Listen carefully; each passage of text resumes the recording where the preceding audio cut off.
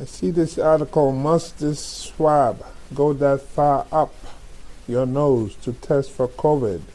Some testers gently swab the front of your nostril and send you on your way. Others dig deep, bringing the pain. What's the gold standard?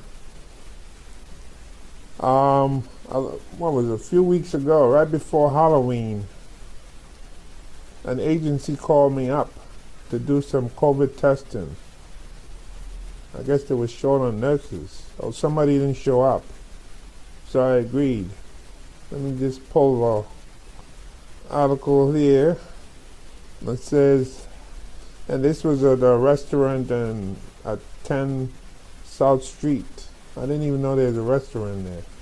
That's where that old building, if you want to go to Governor's Island, there's a ferry there that operates. It's in the same building, but like I would say to the west of where you board the ferry. And there's Boogie Frights Halloween. Ticket and table sales have closed. However, you can still make a donation to support NYRP, and that's the New York Restoration Project. Right?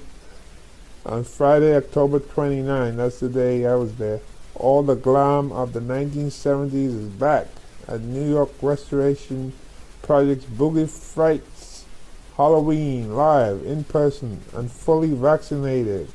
Right? Fully vaccinated. This is why I'm reading this. Dust off your boogie shoes and hustle down to Cipriani, that's the name of the restaurant, South Street, for a legendary night of dancing, dazzling lights, and show-stopping performances behind a velvet robe. Come revel with us to celebrate NYRP's 25th anniversary and the reopening of New York City. This organization, they're concerned with having green spaces in New York City. Green spaces help, provide more oxygen, take up a lot of carbon dioxide out of the environment, and help to cool the environment too. So NYRP's Halloween is one of New York City's most anticipated Halloween parties every year. Described as one of the most fashionable, talked about, and dressed to impress parties in NYC by the New York Times. The star-studded costume gala raises crucial funds for NYRP's work, cleaning and greening the city.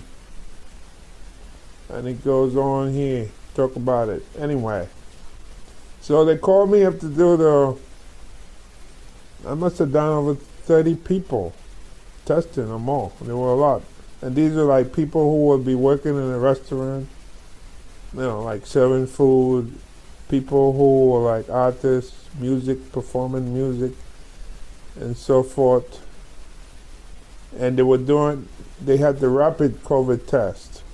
Not the one where you have to wait a whole day, but rapid. In about 10 minutes or less, they get the answer.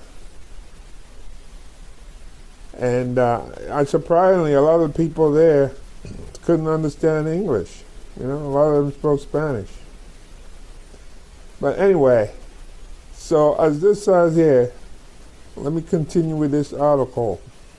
I'm going to show a lady here getting tested. Right? Let's see this. Bracing for the swab. Let's see if I can do this.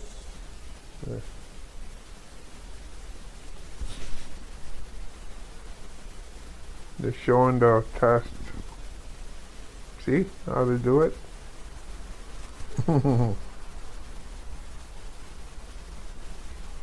Right. While some people have no complaints about their COVID nasal swab test, for many it is squirm-inducing. Here a woman is tested in South Korea. Okay. One Canadian said it felt like a painful poke to his brain. An American heard crunching sounds in her head. A French woman suffered a severe nosebleed. Others got headaches, cried, or were left in shock. They were all tested for COVID-19 with deep nasal swabs. While many people have no complaints about the experience, for some, the swab test, a vital tool in the global battle against the coronavirus, engenders visceral dislike, severe squirming, or buckled knees. It felt like someone was going right into the reset button of my brain to switch something over. Paul Chin, a music producer and DJ in Toronto, said of his nasal swab test, "There's truly nothing like it." "Oh my goodness," he continued, "the swab just going farther back into my nose than I had ever imagined or would have guessed. It's such a long and sharp, pointy kind of thing." And the reason I'm reading this is because when I did the test, and I did kind of number, and some people no issue, some people they have that sensation. Then after a while, the security guard came up to me and he said to me, "You know, some of my people have been complaining. You need to go gentle." That's what he told me. And I said, "Well, the only way you can really get an accurate test result is if you were to go back, and you're gonna feel some like unpleasantness, a little bit uncomfortable. Otherwise, if you just do it from the front, like just pass the swab around like the front of the nasal area, you're not going to get a correct test." And it will tell you right there, because once you dig the swab into the solution, you press it or what have you, and you use the pipette, you drop like 3 drops, it's going to show that the test is inconclusive, it was not done properly, then you have to redo it. And fortunately, all the people I did, I only had to do it once. So it's not like I had to do it a second time and say, "You know what, I wasn't able to do it." And that wouldn't be a good experience. So I said to him, you know, the test is designed in a way that you're going to feel some unpleasantness. Yeah, because he told me people were complaining. But that's the way it is, you know. You don't do the test, you don't have the job, you don't earn money. Since the coronavirus emerged, millions of swabs have been stuck into millions of noses to test for a pernicious virus that has killed millions across the planet. One of the ways to fight the virus, officials said, is to test widely and to test often. The imperative has been for a test that people are willing to take repeatedly. The swab generally fit the bill, right? Generally fit the bill. In some parts of the United States, health workers hand people the swab to test themselves.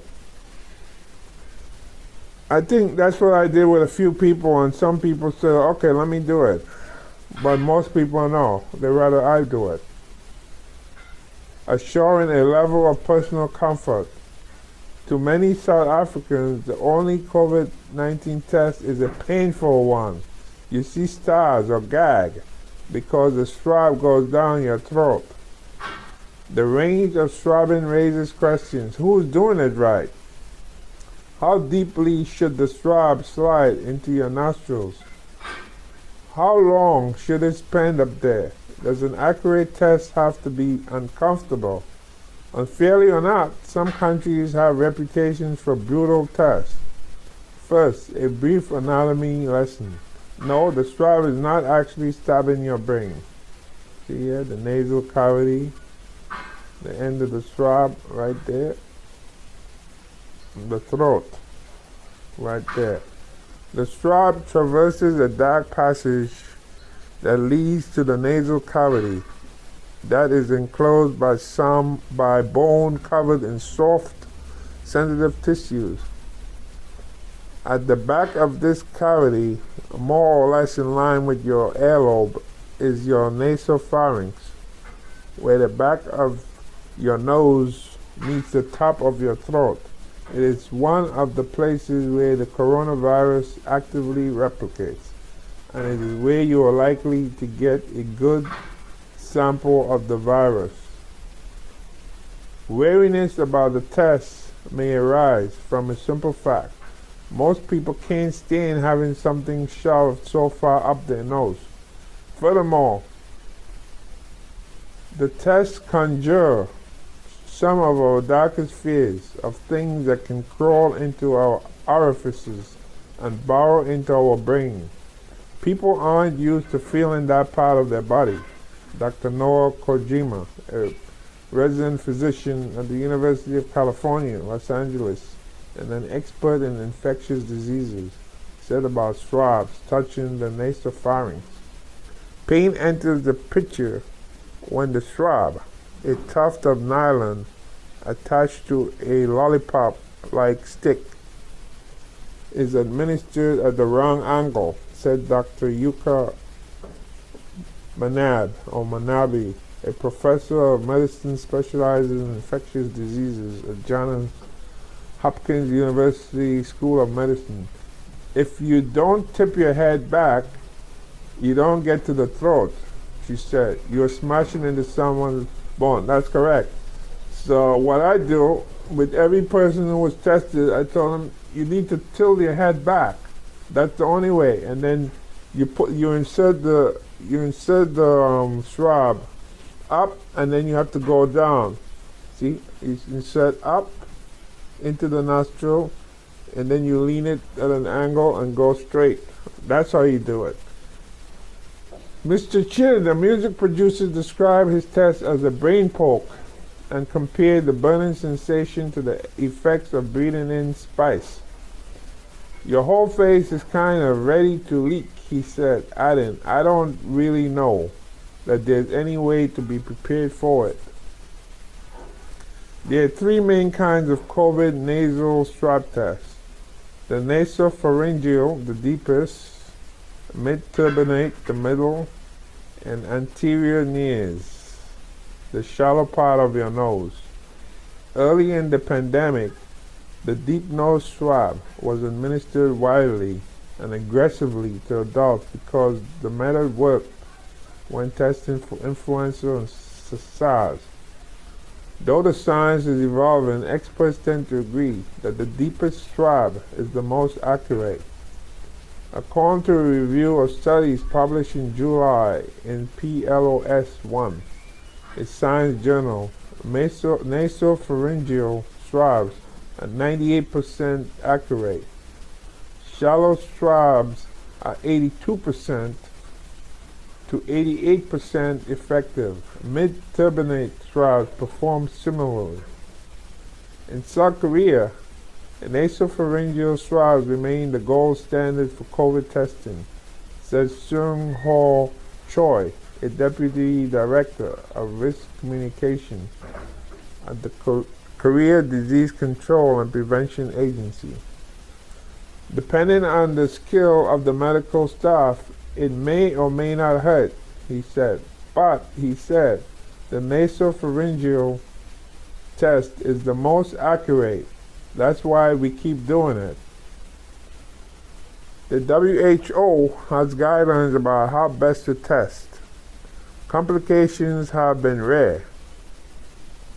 Australian guidelines say swabs should go a few centimeters up adult nostrils. The U.S. Centers for Disease Control and Prevention says the mid-turbinate swab should usually be inserted less than an inch until it meets resistance. Some testers swab both nostrils. That's what I was doing, the mid-turbinate swab. Not the other one that go way, way down. The KDC is, if I was doing that, then people surely would be crying. The KDCA's guidelines allow testers some leeway on how to scrape the nasopharynx, wiggling or spinning the swab or both. Mr. Choi said the experience depends on the brand of swab, the patient's pain tolerance, the anatomical structure of the nasal cavity, and the tester's proficiency. Dr. Lee Jae-yeon, a professor of laboratory medicine at Jeonbuk National University, who helped develop the Korean government's COVID testing guidelines, said the test poses little risk of drawing blood. So you see right here in South Korea, nasopharyngeal swabs remain the gold standard for COVID testing. This one you go really deep down. The experience depends on the patient's pain tolerance. But walking out of a clinic in Seoul this month, some people were sneezing, rubbing their eyes, or blowing their noses. One or two were crying. It felt like the swab was scraping my brain, said Chu Yumi, 19. Kim Kai, 28, who had bloodshot eyes, said, I think my nose is about to bleed. Lee Unju and Lee Jumi, both 16, said they never wanted to get nasal swabs again. Unju said it felt as if chili powder had been dumped down her nostrils. Jumi said it hurt so much. See, I have to laugh because when the security guard complained to me about what these people were experiencing, this is nothing like this. You know, this person is talking about feels like chili powder. So I was actually being gentle with those people. Yeah, I was actually being gentle. And he was telling me I need to be gentle. I'm a bit too hard on these people. No, I'm not. Dr. Lee says the discomfort is a trade-off for accuracy. This does not mean we can ignore the pain that each patient feels, he said. Many people tolerate the test just fine. Dr. Paul Das, a family physician at St. Michael's Hospital in the Unity Health Toronto network, said children tend to have a tougher time. Some people chalk up their experiences to testers' technique of personalities. It stings, it's a little uncomfortable, but I think the person was very gentle, said Kim Soon-ok, 65, outside a Seoul clinic. Issa Ba, a 31-year-old soccer player, recalled, I had my COVID-19 tests in Conakry, Guinea, in August before I came to Senegal. I felt a little pain when they put the stick in my nose, but it was not that bad, and I have endured much more intense pain. I am a man. Developers in several countries have invented robots to perform nasal swabs, such as the Swab bot in Singapore. Some countries aim to standardize the test and remove human error. Developers in Denmark, Japan, Singapore, and Taiwan invented a robot to do the job. You'd rather trust a robot over human.